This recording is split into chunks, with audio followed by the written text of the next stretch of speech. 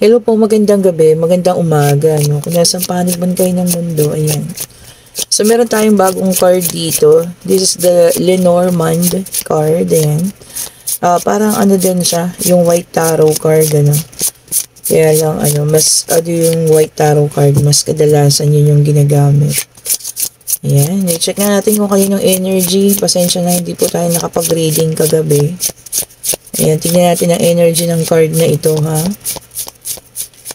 Okay, tignan po natin ang energy ng card na ito. Okay, so meron tayo ditong Clover. And then, meron tayo ditong The Woman. Meron din tayong The Ship. Okay. And meron din tayong The House. Okay. And then, lagyan natin ng tarot card deck o yung deck of cards. Okay, so meron tayo ditong Wheel of Fortune in reverse, which is a fire sign. And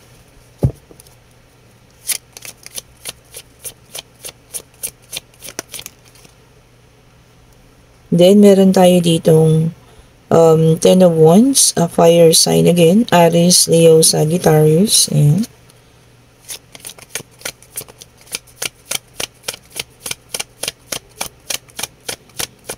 natin ang mga energy. Check natin yung mga energy. Okay. Ang ganda ng bagong card. Napakaganda ng kanyang prints, no? Ayan. Parang ang dami niyang gusto sabihin. And then, meron tayong the Empress in reverse, which is an earth sign. Ayan.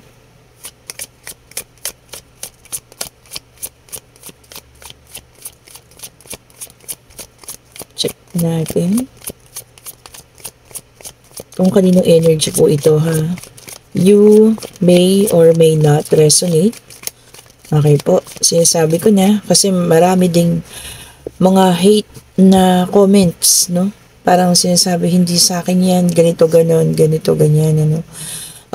Kung hindi po para sa inyo, no, wag mong kuhanin, ayan. So, itapon kasi kung hindi para sa inyo, no? Huwag na lang po tayo mag-leave ng hate comments kasi may mga nababasa rin ako, no? Sorry, hindi sa akin yung reading na yan. Hindi ako ganyan, mga ganito, ganyan. Okay lang po kung hindi po para sa inyo, no need to comment anything, no? Kasi wala naman akong sinabi na para sa inyo or personal reading po ninyo. Ang reading na ito po, no? Ayan. So, kung hindi po kayo nakaka-resonate, okay lang po yan. Kung gusto nyo ng personal reading, pwede naman ninyo akong kontakin para makaresonate kayo. Or makita nyo kung para sa inyo na yung i-reading ko ng one-on-one tayong dalawa.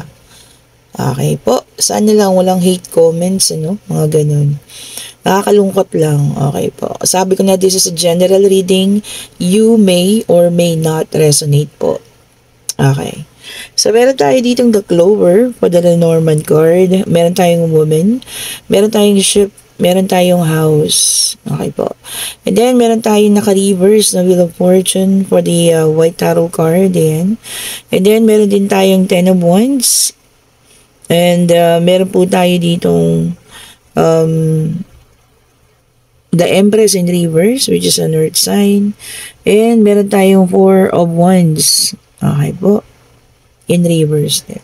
So, sa Lenormand cards, this is a relationship dati. Ayan. Paired with this, tarot card, na white tarot card in deck form. Ayan. So, nagkaroon ng third party situation dito. Nagkaroon ng deceit and cheating. Ayan. I think nagsama pa sa isang bahay, because a house is a structure of having a family. So, siguro kung wala namang family, baka nagka-live-in, ganyan. Kaya lang, itong ating the woman, ayan, not necessarily babae ka, ha, or lalaki, babae, ganyan. Ayun nga po, no. So, naging biktima ng cheating and deceit. Okay po. Umalis, ayan. And then, Clover four-leaf clover, ayan, sinuwerte. Kasi normally po, ang clover po is 3 lang, 3 leaf. Okay, 3 dahon lang. However, na lumabas ang four-leaf clover. So, ayun, no, siniswerte ang taong ito. Ayan. At nagkaroon din ng pagbabago, sabi dito. Yan. Nagkaroon din kasi ng Wheel of Fortune, yung mga negative, no, naalis din. Na-break na yung mga negativities. Ayan po. Lahat ng burden, ayan, lahat ng sakit na naramdaman, natanggal na. And the Empress in reverse, ayan po ha. Sa ngayon, ano, nagkakaroon ng self-love, ayan po, sarili lang. And ito yung pinaka-last, okay. So, ito siya, no? So, takot na, Four of Wands. Okay. Takot nang magmahal ulit. Okay po. Takot na mag-involve pa sa isang relationship. Alam niyo kung bakit? Kasi po, ayaw niya nang maranasan pa, no? Yung pakiramdam before na kailangan niya talagang magmakaawa sa Diyos, ha? Para maalis lang yung sakit na nararamdaman niya. Okay, so ito kasi nakikita ko naman na lumabas na, nagbago na, nag-turn of events, kumbaga, naging maayos na. However, ang nangyari po, hindi na siya nagtiwala ulit. Okay po. Kahit meron ng mga nagpaparamdam siguro, no? Ito nga kasi ni-reverse niya, no? Talagang ayaw niya nang maniwala na meron pang isang taong darating na para sa kanya. Okay? Dahil lang po sa ayaw niya nang maranasan ulit yung mga naranasan niya before na sobrang sakit at kailangan niya nga, sabi ko nga, magmakaawa sa Diyos para tanggalin na yung mga sakit na yun na nararamdaman. Okay? So, bigat ha? Ayan. So, may mga tao talaga nakaka-experience pa rin po ng mga ganon, ano? So, yun po, karamihan is a fire sign. Ayan. 2 card for fire sign. Earth and fire ulit. So, yun ha, ang mga sign na involved. Okay. So, check pa po natin, para sa ilan naman. Kunin natin ulit ang Lenormand cards. So, merong isang takot na ngayon na magmahal ulit or ma-involve pa. O, diba? Sobra na yung takot na nararamdaman. Sobra na yung takot na kanyang nararamdaman. Ang hirap kasi pagka nakaramdam ka ng sobrang pain, yun talaga halos ikadurog ng buong pagkatao mo, di ba? And then, meron tayong bouquet. Okay. Check natin. And of course, meron tayong the whip. Ito ay para sa iba naman, ha. A bouquet signifies a event. Ayan po. Maaaring panibagong pangyayari sa buhay, maaari din ito ay signifies kasal. Lahat ng nilalagyan ng bulaklak. Ayan. So, maaring ito rin po ay isang engagement, kasal, binyag, birthday. Ayan. Anything to do na nilalagyan ng bulaklak. And kasama na rin po yung pagkawala ng isang minamahal sa buhay natin. So, ayan. So, ang bouquet po kasi signifies anything or doing with flowers. Okay po, pwede ring surprise. May makakakuha ng may makakaranas ng sorpresa, kung sino man kayo. Ayan po. Para sa iba naman, ha. And then, meron tayong the whip. Okay.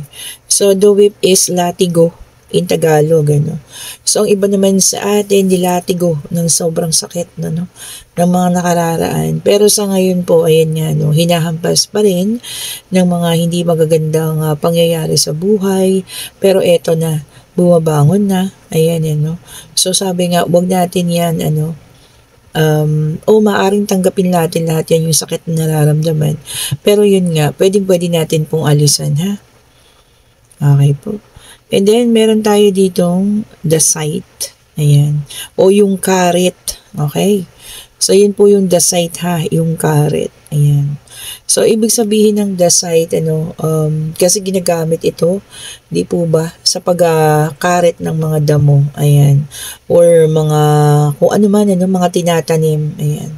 So, sabi dito, pag ito ay ginamit mo, ibig sabihin po, inaani mo na kung ano man yung mga bagay na iyong itinanim before. Ayan ha. Whether it's a good or bad. So, it also signifies karma. So, kung ano man yung nararanasan mo ngayon, ayan, inaani mo na po. Okay? And then, meron tayong keys. Susi. Ayan. So, ang susi po, ibig sabihin, maaaring susi sa pagbabagong buhay. Ayan. Maaaring susi sa panibagong bahay. Okay po. Maaaring susi sa panibagong sasakyan. So, ang iba po ay meron na maa-achieve. Bagong bahay, bagong sasakyan, bagong pag-ibig din. It also signifies new relationship. Oh, ito po ay para sa ilan ha. Okay po. So, take only what resonates po at itapon yung hindi para sa iyo ha. Okay. So, ayan, ang susi signifies ito ay new opportunity. Panibagong oportunidad po. Okay. So, i-check natin dito naman sa ating White Tarot deck of card. Okay. Gumagalaw sila dahil ang dudulas nila pabago pa lang. And then, meron tayo ditong the Death, which is a water sign. Ayan.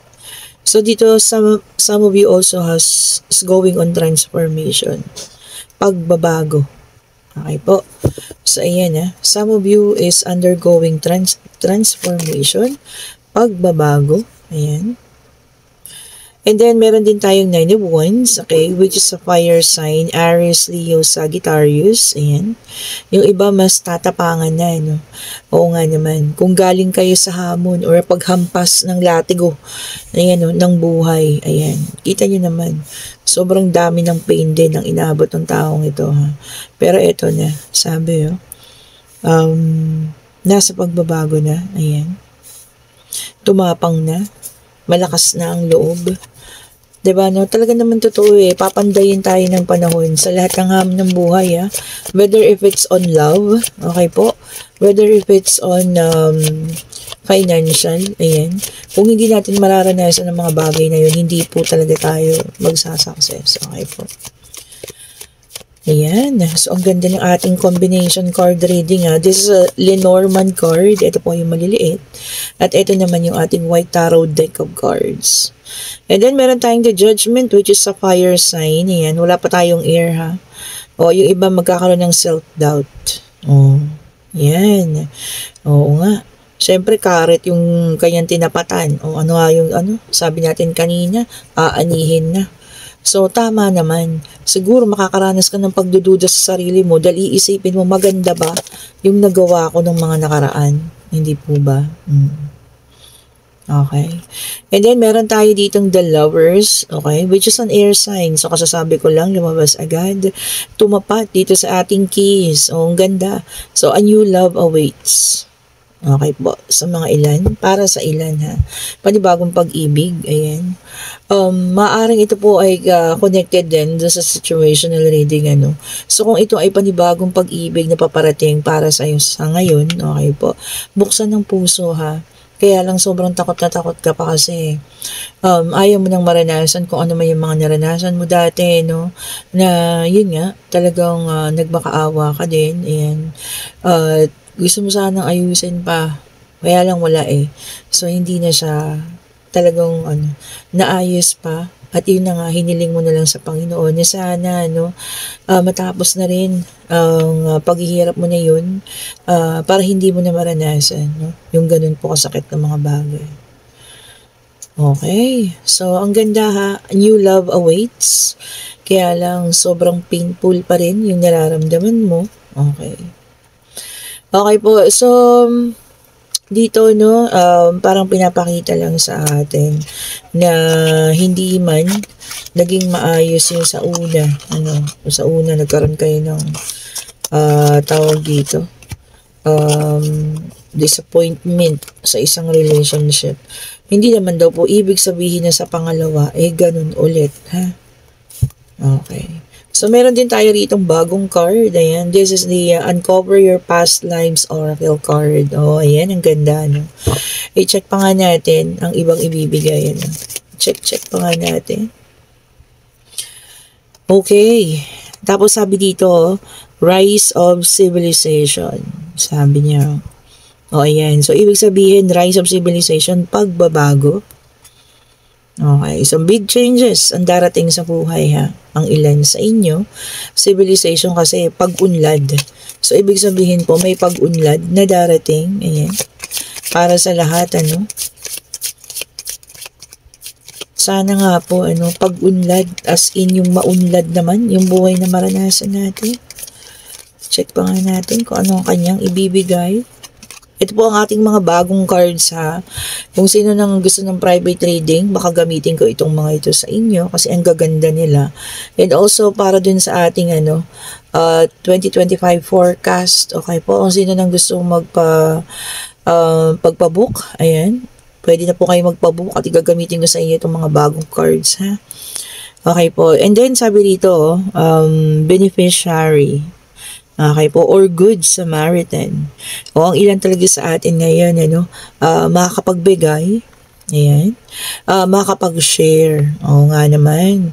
Lalo-lalo na yung mga malalaki, yung mga naging bonuses, ayan, share sa family siguro, share sa ibang tao, ayan, sa mga less fortunate, ayan, which is a good thing po, and a good sign. Okay po. And then, meron tayo ditong alternative sexuality. Wow! May pumasok na ganito. Okay po. So, iba sa inyo, makakaranas ng mga sensual moments. O, ayan, ha. Kung sino man kayo dyan, ayan. So, may pumasok na ganyan, So, loving moments. Ano bang pala? Lunes pa lang po. May ganun, Pero wala namang pinipili ang panahon na yan. Okay po. Of course, yan ay to express your love, ha? O, sa isa't isa. Ang ganda itong card na to, ha? Ayan. Ito naman, nakalagay. Sabi, house fire. So, parang nasusunog siya.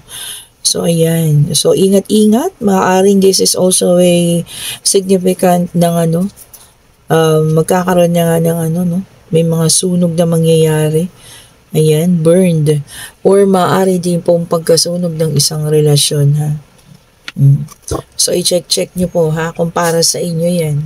Pagkasunog, ibig sabihin po, may mga tao na gagawa ng paraan para kayo ay magkahiwalay, ayan. Or masira yung relasyon ninyo.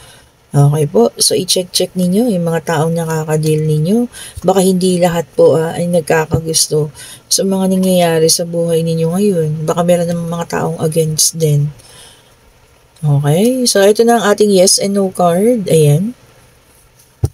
Pwede na kayo magtanong tungkol sa pag-ibig. Ayan. Pwede rin pong sa financial. Pwede pong sa kung ano man, pangyayari, anything.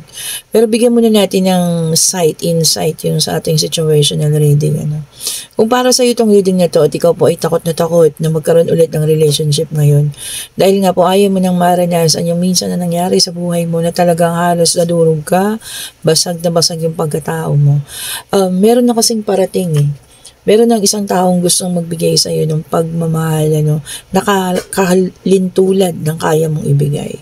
Sana po muli mong buksan ang puso mo. Siguro kailangan mo na magpatawad at i-release na po yung lahat ng mga bagay na nararamdaman mo, ha. Okay po. At ito ang kasagutan sa inyong mga katanungan, Divine Universe. Makibigay po, ha. Ito na ang kasagutan. Okay. Oops. And yes po, And this signifies a family. Ayan. A new love life. Ayan po, ha. And siguro itong pangalawang pagkakataon na to, eto na. Siya na ang iyong makakatuluyan po. Okay, diba? So, ibig sabihin, yung pangalawang pagkakataon, siya na yung iyong soulmate. Okay po. Ayan, kung sino naman nagkakagusto ng ating mga merchandise, ayan, kontakin nyo lang po ako. Pero pa rin tayo mga evil eye, ayan po, ha. Iisa na lang yung classic natin, pero ito meron pa po. Itong isang design, ayan, meron pa po siya. Ayan po. Siyempre, available pa rin po ang ating mga bracelet. Rose quartz po para sa love life. Ayan po, ha. Okay. And, of course, ang ating ang tawag dito? Yung jade, okay po, rainbow jade.